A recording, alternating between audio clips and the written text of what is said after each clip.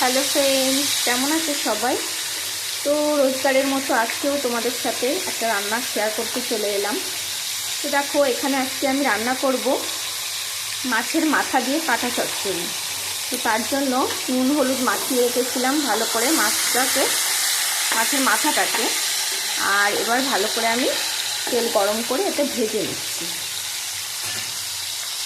মাছের মাথাগুলোকে দেখো ঠিক এরকমভাবে একটু লাল লাল করে কড়া করে ভেজে নিচ্ছি। এর থেকে বেশি ভাজবো না, এই ভাজাটাই থাকবে। এবার আমি তুলে নেব। আমি ভালো করে আলুগুলোকে ভেজে নিচ্ছি।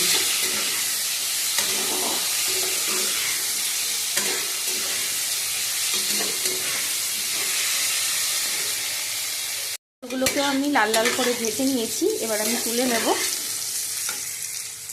আমি কড়াইতে মশলা দিয়ে দিয়েছি। মশলাতে দিয়েছি পেঁয়াজ বাটা, আদা বাটা, জিরে বাটা আর গোটা শুকনো লঙ্কা বাটা, নুন হলুদ আর একটু কাশ্মীরি লঙ্কা গুঁড়ো দিয়ে মশলাটাকে আমি ভালো করে কষিয়ে নেব। মশলাটা আমার ভালো করে কষানো হয়ে গেছে। এবার আমি ভেজে রাখা আলুগুলো দিয়ে মশলার সাথে ভালো করে কষিয়ে নেব।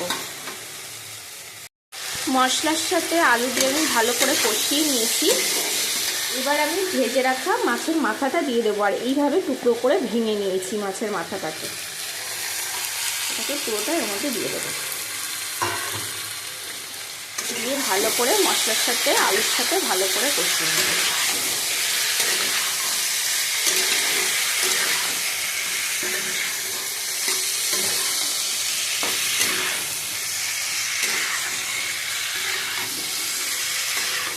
কালারটা দেখো দারুণ এসছে।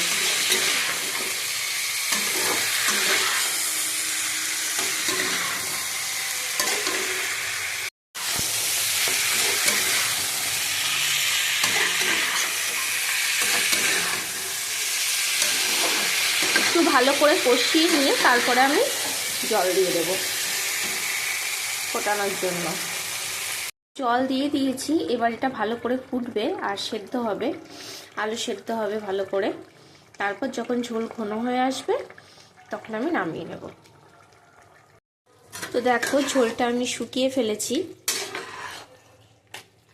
এবার আমি নামিয়ে নেব।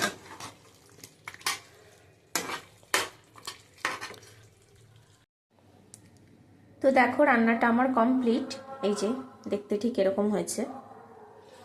তো বানিয়ে ফেললাম আমি এইভাবে আলু দিয়ে কাতলা মাছের কাটা চচ্চড়ি। তো তোমাদের কাছে রেসিপিটা কেমন লাগলো অবশ্যই জানিও, কমেন্ট করো। আর ভালো লাগলে অবশ্যই একটা লাইক করো। তো আজকের মতো ভিডিওটা এই পর্যন্ত। দেখা হবে আবার পরবর্তী ভিডিওতে।